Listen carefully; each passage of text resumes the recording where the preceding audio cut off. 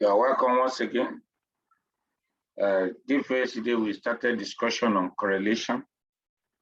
We said that degree of association between two variables, and we emphasize the fact that you cannot actually calculate correlation unless the two variables involved, you are able to quantify them. You are able to allot, and that is why correlation is degree of linear association. Linear association actually means as one increase, the other one increase or decrease. You want to measure by how much the other one increase. If this one increase or this one, is it always that this one will increase in the same direction or in opposite direction? How often? So if it is quantified, then that is correlation. We talk about how correlation originated from covariance, and we talk about the strength of the association is measured by the correlation coefficient. I will mention of the different type of coefficient, the R, which is Pearson correlation. We also make mention of the Spearman, which is represented by rho. Also make mention of Kendall. Spearman and Kendall, they are non-parametric, while Pearson is parametric. We also talk about point biserial and biserial correlation coefficient. So we want to quickly see how do we compute, because we explained all these things 2 days ago, but today want to look at how do we compute. Let's start with coefficient. As you remember, the formula is written here, and that was derived from the covariance. R is sigma x minus x bar, y minus y bar over square root of, anyway, square root of x sigma x minus x bar square, square root of sigma y minus y bar square. This denominator, the square root of sigma x minus x bar square and sigma x y minus y bar square, is actually the standard deviation of the two that we use to divide the covariance to give us the correlation. But whichever way, the way to compute it manually, you can run it with Excel, but sometimes we compute it so that people can have the understanding on how it is worked out in the real life. Okay, example we have here now is correlation between height and weight, in height and pulmonary dead space. The pulmonary dead space is the part of the lung that is not actually perfused, that is, it's not being used for gaseous exchange. Sometimes it do happen, so it varies from one person to person, and sometimes disease can affect it. So just that we don't understand what dead space means.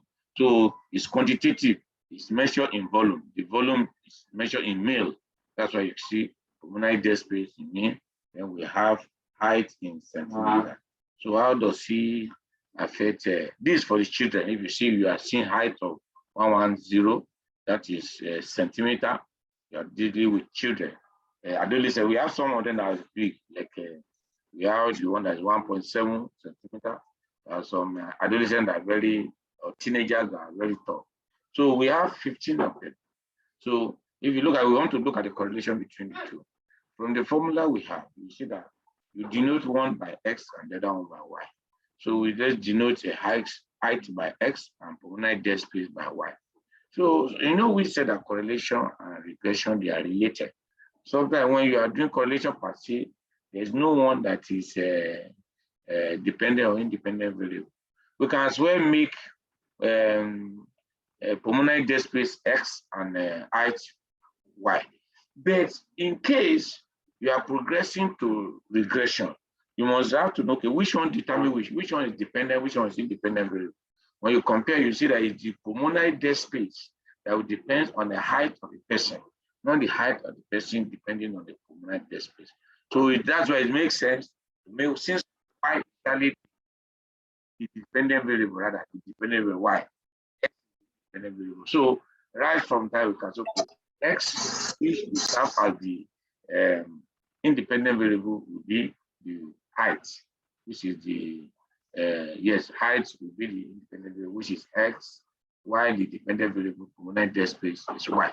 So look from the formula. It means that what you need to do is that if you list the value, look at the first column here, x, which is the just repeating the value of y of x.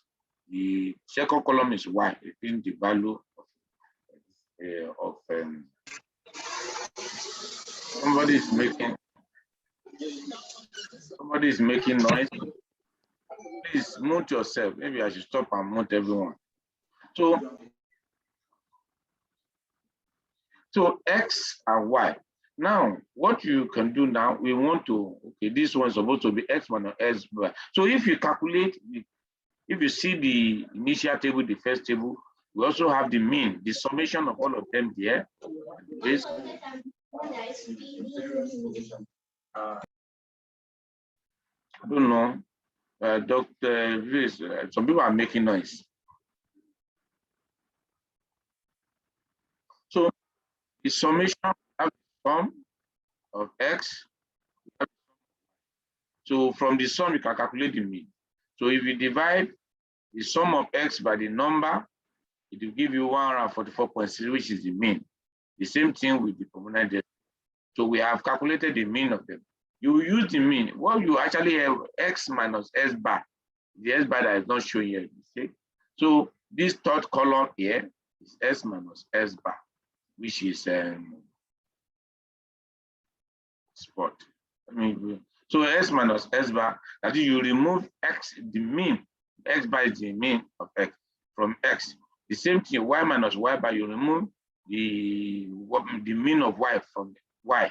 So when you remove like that, it gives you this. Then the next thing you do now is that you know in the formula, the numerator of the formula is S minus S bar times Y minus Y bar. So if you multiply these two, it gives you this fifth column, which is X minus S bar times Y minus Y bar. If you multiply this, you can just use Excel to generate this. Like this one, you can use Excel. I actually use Excel to generate this. So it will give you this. So if you sum everything together, this is 5426.6. Now, if you look at the denominator, you see X minus R squared, Y minus Y bar squared. So all you need to do is to square this S minus S bar and Y minus Y bar. If you square them before you now, look at them, add them together. So if you square them, look at this. The sum of the square of S minus S bar is 5251.6. For Y minus Y bar is 7828.933. So if you remember now, the formula R is equal to this, which is the X minus S bar, sigma S minus S bar, Y minus Y bar, which we have calculated to be, if you look at it, sum is 54,5426.6.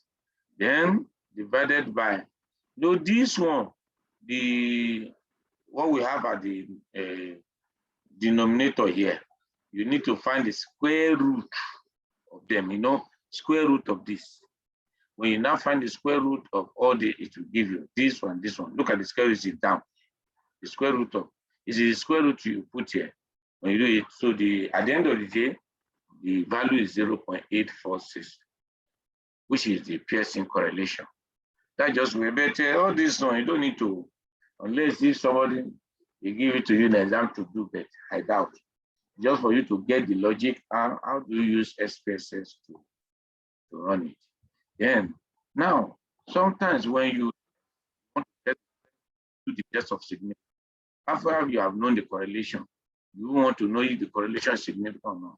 You test whether the association is merely apparent, arising, arising by chance. You use t-test. This is formula T is equal to R square root of n minus 2, 1, then 1 all over 1 minus R squared. So if you feed in now, look at what we got, 0.846. Put in all this one. N is 15. There are 15 of them. When you do that, it gives you 5.72. So if That is the T. If you go and check the degree of freedom of this one is 14. If you go and check the T is significant. You go and check it, it will be significant. Of course, you know you cannot calculate with hand the probability, the p-value, but you check on the table, you see that because the critical value, once the T is more than 2 or something, once it's up to 2, you know that it will be significant. Now, that is for Pearson correlation. In situation where you cannot use Pearson, you want to use Spearman. You know, a plot of data may reveal a line point way away from the line. You know, normally, if we can actually do scattergram for correlation, but if that particular is not normally distributed, you won't see any good scattergram. You may even see all of them just line up vertically like a pillar. So the scattergram will not be okay. So from that, you even know that no, this one you cannot use a Pearson to do it. So what you do now, so a plot of scatter, how do you know? If you plot it, it will show that. Alternatively, quantitative data such as count, the number of children, other categories such as leakage, all these one show that you cannot use Pearson correlation. So the non-parametric procedure, Spearman, is what you now do. We also have an example here for Spearman. This one now is what you have here. Okay, the same data set, height and pulmonary death space. How do you do that? It's a rank. If you just use it for it, it doesn't really mean that they just do the same example so that you see that from a data set, when you calculate the different Pearson and Spearman separately from a data set, it will give you different value. You will see here it's rank. How do you rank? When you say rank, you have to arrange one of them in ascending order. Look at it. We have arranged height in ascending. Yeah, height is already arranged in height. It's not possible for you to arrange the two in ascending order because it's not possible. So sometimes the values are not the same, they are not in the same order. But you can arrange it. So after arrange one in ascending order, you give the rank of height, and you see 1, 2, 3, 4, up to the 15. So you can now give the rank, the corresponding rank of this, like 1 now, for this person that is 110. What is the rank of the pulmonary death space? So the pulmonary death space is number 44. Is number 2 there because we have the one that is lower than pulmonary death space 44 here, which is 31, which is number 1 there. So you now you rank the other one, but you are not arranging ascending order. You rank the other one. So you now put it against, so they are ranked. So what it means that the first person now in height is ranked as 1, in death space is ranked as 3. That's what it means. So this one, rank 2 here, rank 1 here. So you see the rank. So what is the difference in the rank? The D is the difference. So the difference between these, it doesn't really matter which direction. Either you move the rank of height from weight or weight from height. It doesn't matter because if you look at it, you are going to square it. When you square the difference, it doesn't really matter. If it was negative before, it will change to that. If you look at this one that is 1 and 3, you remove 1 from 3, give you 2. If you square 2, it give you 4. If it's 3, you remove from 1, it give you -2. If you square -3, it still give you 4. So it doesn't really matter which one do you remove from the other one. So when you now remove, so whatever difference you get, some will be positive, some will be negative, some will be 0, 7. So you now square. The square of the day, of course, it will give you positive value. You now add it together. The total is 60.5 for the square of the difference. So that is what you use in the formula here. So it's 1, the formula is 1 minus 6 sigma d square over n into n square minus 1. If you feed in, it give you 0.892. If you remember the same data set, the Pearson correlation of 0.846. Here now, the Spearman is higher, 0.892. So most of the time, Whether you use person or someone, you see that sometimes even little different you get in their what do I call it, in their values. So start writing your question. So we also have this Kendall, talk about Kendall correlation in the situation, we call it Kendall Tau correlation. This Kendall, there are many variant correlation coefficient, different fields. But the simplest one is what we have here. So here also is just what we call concordant and discordant. So in a situation now where we have two, this one, the data set is different from the other. So the formula here is C minus D over C plus D. So where C means sum of the concordant and this sum of the discordant. What do you mean by concordant? When you have rank 1, rank 2, so you want to know. So it's a little bit complex. So I even don't like even explaining because sometimes you discover nobody actually use this. It hardly be used. And if you press your software like what do I call it? SPSS, you have the option of piercing there, Spearman there, Kendall there. So you can just click just for you to have the idea. So when you don't look at it, 60 minus 6, the sum of this, look at the concordance here, the discordant here. So 60 minus 6 over 60 plus 6, it gives you 0.1818. Now, I'm even interested, I want you to be interested in is this. How do you interpret? You remember, we went to calculate compute to show if Pearson correlation coefficient, R is significant using t-test. So it's just an exercise, so it's just an academic exercise because you don't actually use p-value to interpret correlation. Many people don't know that.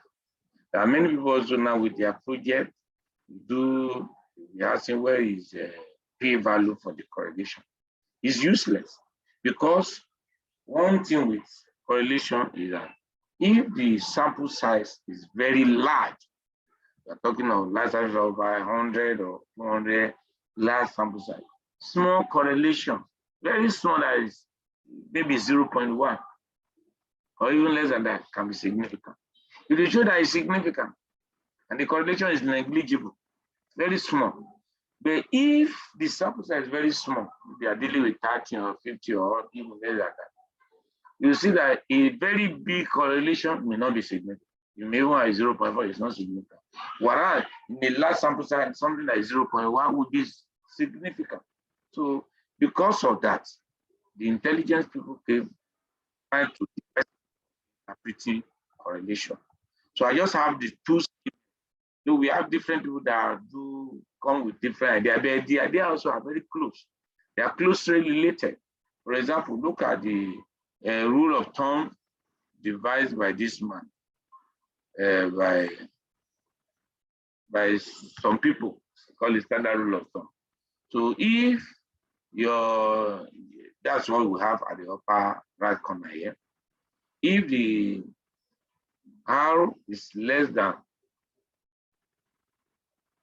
0.1, this is negligible relationship or negligible correlation. 2 to 4, low relationship. 4 to 7, moderate relationship. 7 to 9, high relationship. And greater than a very high relationship. So other people come with, look at another one here. They are closely. Even there's one that said that the one I used to know very well or long is okay. Less than, when is 0, there is no correlation. From 0 to 0.2, negligible, just like what you say here. From 0.2 to 0.5, more mind correlation. From 0.5 to 0.8, moderate correlation. 0.8 to 99, strong correlation. If it is 1, it's perfect. That's this one now, strength and direction of correlation. So these people, they are split it into two for you to understand. It's still the same thing, whether it's negative or positive. Negative means that the slope is negative. That is, as one increases, the other one decreases. If the other one that was, if you decrease, this one will increase. They move in opposite direction. That is negative correlation. If it is the same direction, if one increase, the other one increase. If one decrease, the other one decrease with it. That is positive correlation. So whichever way of the direction, but when it is one, when you plot it, all the point will be on a straight line. If it is plotted, it's a perfect one, a perfect correlation, because correlation, as we have said yesterday, okay, maybe we didn't emphasize it before yesterday. It's dimensionless. It cannot be less. It's between 0 and 1. We said it. So the correlation cannot be greater than 1. So it cannot be. And the way it is, you know that the correlation was derived from covariance. Standard is a standardized covariance, but that is, you divide covariance by standard deviation. The logic behind it is that the numerator can never be greater than the denominator. So for it to be more than 1, it can be up to it too. If it's up to it, that is perfect, 1. But most of the time, it's less than the denominator. So make the value to be less than 1. And it cannot be, it's between 0 and 1. It's between 0 and 1. So the value can be 0. So this other one, say minus, is just the direction. It's the direction. So some people just say, well, between minus 1 and plus 1. There is actually between 0 and 1. It can be positive or negative. So if it is negative, of course, it will be from 0 to minus 1. If it's positive, it's from 0 to 1. So when it is 1, it is perfect. So it's strong, say 0.7 to 1. Strong. Moderate 0.5 to 0.785. And weak 0.25 and below. Weak. So when it is 0, there's no correlation. That's what it means. So I think now that is what we have just described. Well, all this we have been discussing now, there are correlation coefficients. How do you quantify the percent of correlation? But when you want to calculate the correlation, the time we calculate is different from the coefficient. Coefficient is what help you to quantify the correlation. But the type of a relationship you are looking at or association you are looking at is the type of correlation. When you are having, you may have a correlation between, like the one we just did now, height and pulmonary dead space. Yeah, that is bivariate. You are looking at relation association between the variables. There's no concern about any other variable. Only those two variables. That's what we call zero order. So if you look at the diagram, this first diagram, we are looking at the correlation between A and Y. There is another variable B. It doesn't concern anybody. So it may not be B, many other variables around. You are just looking at the correlation between A and Y. That is zero order or bivariate. Most of the one we do is bivariate. Even when you even click on Espresso, you see give you which one do you want to do. Say bivariate. Now, if it's possible, you want to look at the correlation between two variables. And in that between those two variables, there's a third variable which you want to account for. You want to account for that third variable. So that's what we call partial correlation. So look at this third diagram now. It's the partial correlation third diagram. We want to look at A and Y, the correlation between A and Y. But you need to remove the effect of B of another variable from these two, from A and Y, from both of them. Somebody give an example. For example, they say you want, in many postgraduate school now, you try to, it's not only postgraduates, everywhere. In university now, you try to take attendance. You want to know how many percent of the lecture the person received as part of the mark also. So sometimes you may want to feel the attendance in school, in the class, does he actually correlate with the score of the person? Maybe the person that go to class very well have higher score. You want to correlate. You may want to remove effect because there's some other thing that can affect it. There is another variable. One of them is the time of personal study. Because somebody that may not be present in the class, if he have much time to get material and study, he can actually help in performance. Even if sometimes I can even perform more than person that come to the class that never have time to revise. So that third variable, which is the number of hours the person is using for study also per day, or per semester, or per years, at the time, number of hours the person has studied that particular course. Then, because originally you are looking at the correlation between the score, and the exam score, and the attendance rate, the attendance that the person had. So if you want to remove, you can actually remove the effect of the time the person study, because the first study also will affect the time the person do private study. May affect, or will affect the score. It may also affect even the attendance rate. If somebody is reading, even when he's supposed to be in class, he may decide not to go to class. You will read it up, or maybe Balaga is even reading somewhere. He's not sure if the attendance, the class will not hold. He may not hold, so let him be reading. So you see that a third variable may affect both the two variables you are looking at. When you remove the effect of that third variable from the correlation between the two variables, that is partial correlation. So you are removing what partial there is that you are removing effect of other variables. So whatever remains now, you are, it's not what you would have got if you have not removed, because somehow, when you say two things, if two things are not related, they correlate. Yes, just like what I said in the other time, they say that the rate of drowning and the sale of ice cream, they correlate. What does ice cream say how to do with drowning? So, but there are other things that related. Both of them are not related for it.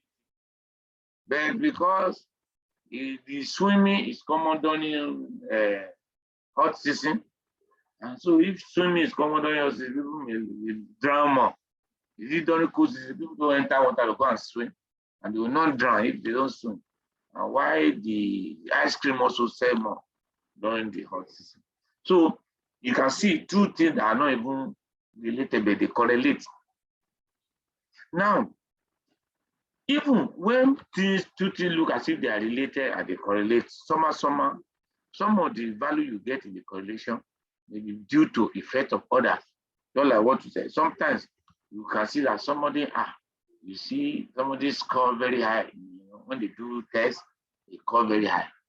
So you relate the score with, or you may say that the more the number of people, maybe as a student, the people you study with, if the number of people you study with increases, maybe you study with 2 or 3 people, the more the number of people you study or you live with, are likely to, or your classmates you live with, are likely to score high.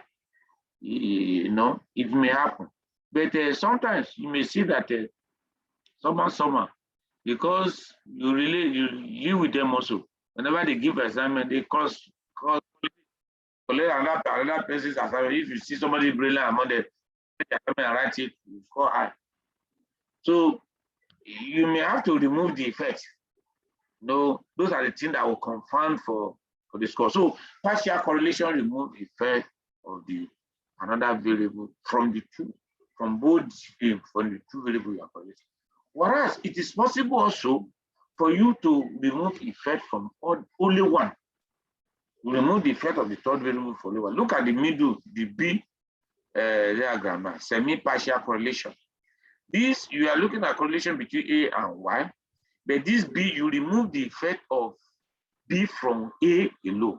You remove it from Y. In this partial, you remove the effect of B from both.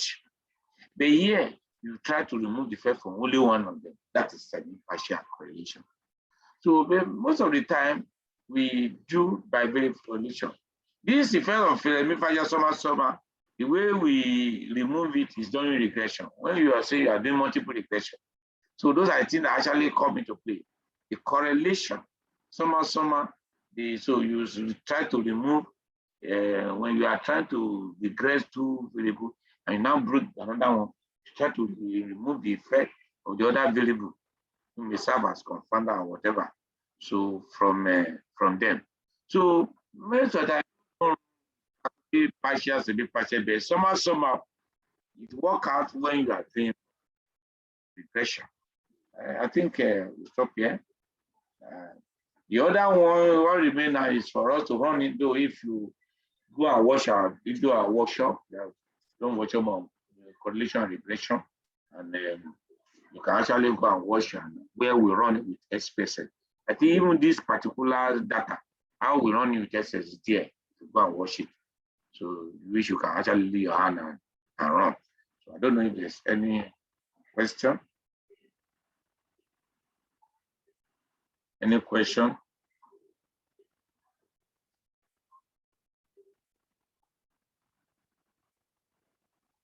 Okay, no question. There's no question. Let me pause. Any question? Hello, sir. Yeah, Tony. Good evening. Yes, sir. Good evening, sir. Thanks for this great presentation. Yeah. Though I joined along the line, but I gained a lot and I was able to follow. But I just have some few clarifications. One of them is this, sir. I noticed that when you were showing us the guide fourth rule of thumb and also the strength stuff, there were a number of overlap.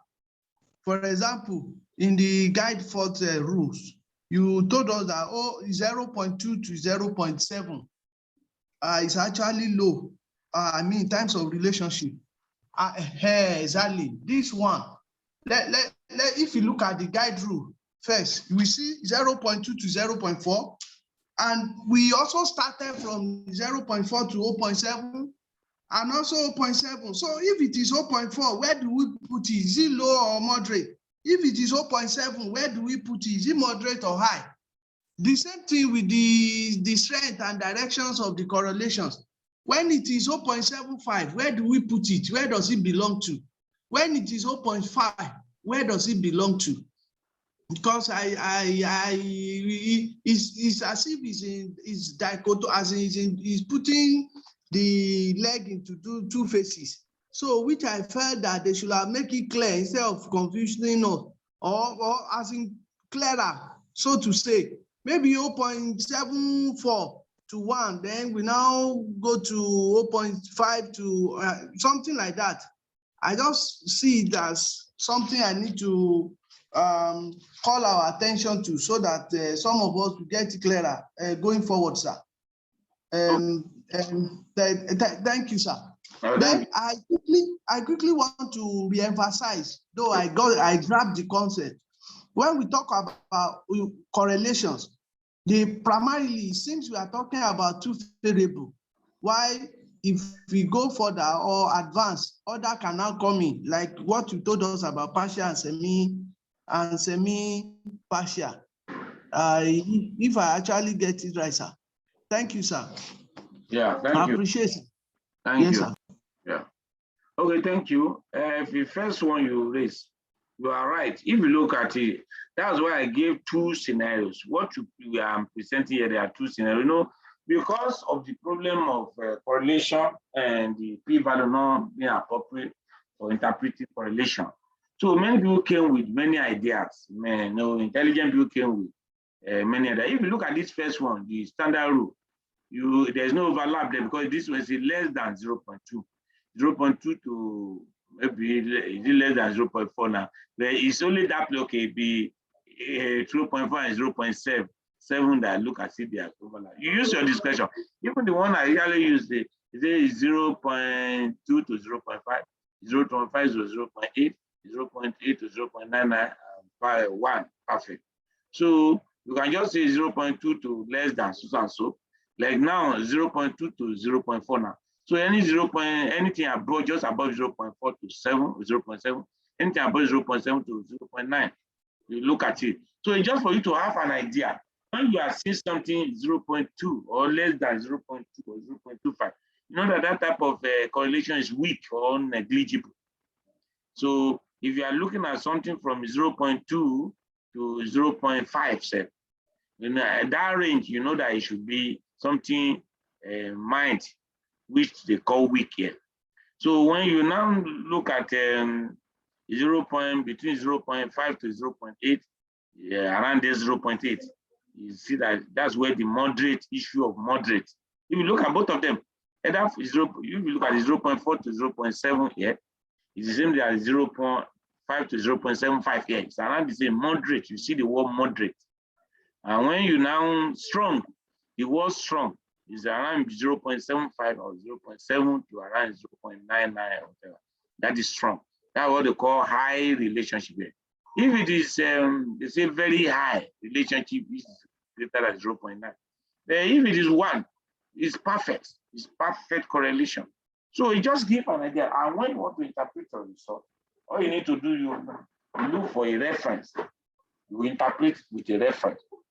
Sometimes when people when I explain to them, I usually send the reference also. Just send them this and the reference.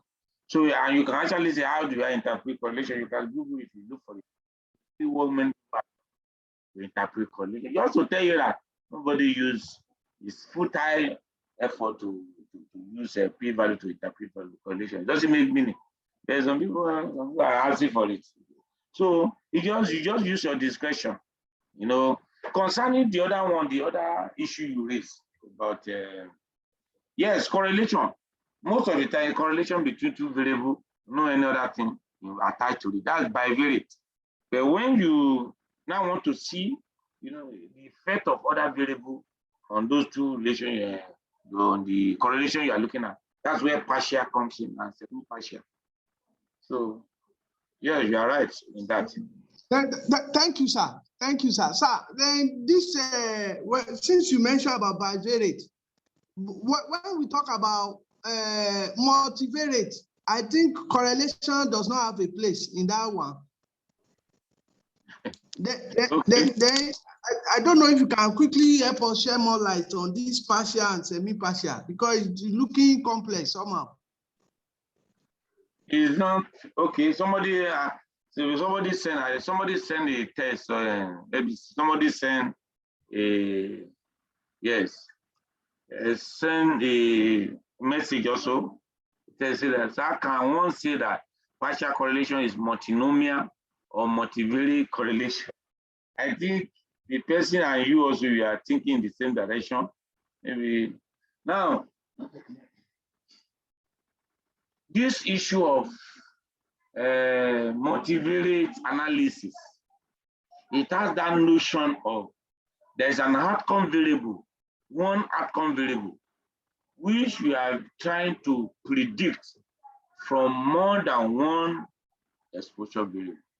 When you say multivariate or multivariable, though actually when it comes to the regression, which many people are familiar with, the right word is multivariable, not multivariate.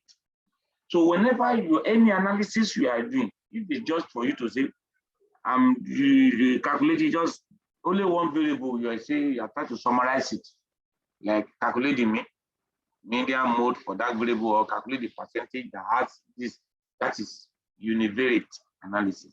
You are just dealing with variable, variable, the univariate. Then bivariate is all this chi-square you do, t-test, where you are looking at two variables. You are looking at association between two variables at the same time, where one is the outcome, when one is the exposure. So actually, it may not even be, maybe it will not be outcome, like this correlation. There's nothing like outcome or exposure in correlation. It's still, when we do bivariate correlation, it's a form of bivariate analysis also, because you are dealing with two variables. So the notion of multivariate, when you say multivariate, actually, when the outcome is many variable and exposure many variable, that is multivariate. So the multiple regression is not multivariate. It's a misnomer. Many people call it multivariate. No, you just go away, they present people call it. If you look at standard statistics, you know that it's not multivariate. Those ones that qualify to be multivariate are multivariate analysis of variance, multidimensional scaling, factor analysis. Those are the ones that qualify to be multivariate analysis, because at the same time you have many variables you are predicting and many variables that you are using to predict them. For example, now in multivariate analysis of variance, you can present your systolic and diastolic blood pressure. We can predict the two at the same time with all your height, with many other things. Blood sugar, think of any variable you have together. There may be plenty, but for the fact that the outcome we want to predict at the same time, it's not just systolic blood pressure. We want to predict both systolic and diastolic blood pressure. We want to predict at the same time. So this is what the systolic blood pressure of this person will be. This is what the diastolic will be, because the outcome is more than one at the same time, systolic and diastolic. And we have many exposure also. That is a form of multivariate analysis. But the regression, linear regression, logistic regression, all these multiple, linear, logistic, Poisson regression, cost proportional hazard regression, all of them are multivariate in the sense that it is only one outcome we predict by time, but we use many exposure at the same time. The variable is one, the outcome variable is one, while the predictor variable are many, yes. So it's multivariable analysis. And I'm sure what you are asking and what the other person is asking is multivariable analysis. Now, from what I've discussed now, you now know that the issue of multivariable analysis now comes because you are using many, you have one outcome, you are looking at the effect of many exposure at the same time. But in correlation, there's nothing like outcome, there's nothing like exposure. You just have two variables that I just want to look at the strength of association. So we know that the same thing play, it but it doesn't mean that when you have two variables, for example, now, this height and pulmonary dead space, you can already know that the height will determine pulmonary dead space. But if you want to look at the correlation, irrespective of the fact that we know that one is exposure, one is outcome, but in as much as correlation is concerned, there's no exposure, there's no outcome. But of course, when you want to go further and talk about regression, we have to know which one is outcome, which one is exposure. So that is why the word bivariate now being used for correlation has nothing to do with any maybe multivariate or whatever, or multivariable. But of course, we know that other factor, other variable, those two variables you are trying to correlate, they may be, what you are getting may be influenced by some other variable. So that other variable, if you bring that other variable in, one of them. No, when you talk about partial, you can bring more than one, no, but it's still partial, because there's a way you can bring all of them together. So when you now bring it together, you want to remove the effect of those other variable on them. So because you cannot call it multivariate, because there's no particular one that is the outcome. That's just where the problem is. There's no particular one. If let's say one of them is outcome, now we now let's need to see the effect of those one on them. So multinomial, only multivariate, okay. Multinomial. The word multinomial, it has to do with one variable, but how many possible outcomes? Like for example, now, the simplest variable usually have two outcomes. It's a dichotomous, like sex now, male or female. The question that requires yes or no. Did you do this one? Yes or no? It's either any of the possible answers. So that's binomial. Whenever you have more than 3 outcomes, call it multinomial. Yes, I mean multinomial. So, like now, if you are like a regression now, if you are doing logistic regression, knowing that logistic regression, the outcome variable is usually categorical. when there are only two possible outcomes, yes or no, diabetes, not diabetes, obese, not obese, hypertension, not hypertensive. That is binary or binomial. You can call it binomial, but we call it binary logistic regression. It may be simple, it may be multiple. The issue is that the outcome, there are only two possible values it can have. When it will have maybe more than two possible values, like when you have a fair, moderate, good, fair, good, poor, fair, good. Maybe you have two possible, three possible. Maybe when you do your knowledge, you say either good, fair, or poor. In that situation, if you want to do the regression with that, yes, you do logistic regression, but it's not binary. It's multinomial, because what we are having there is that there are three possible outcomes. It can be 4, can be 5. Of course, the more you have many of that, it's going to be difficult to interpret. Another thing is that look at that good, poor, fair. Apart from the fact that it's multinomial, because it's graded also. Because there are some multinomial that are not graded. Like, for example, now, if you are trying to see what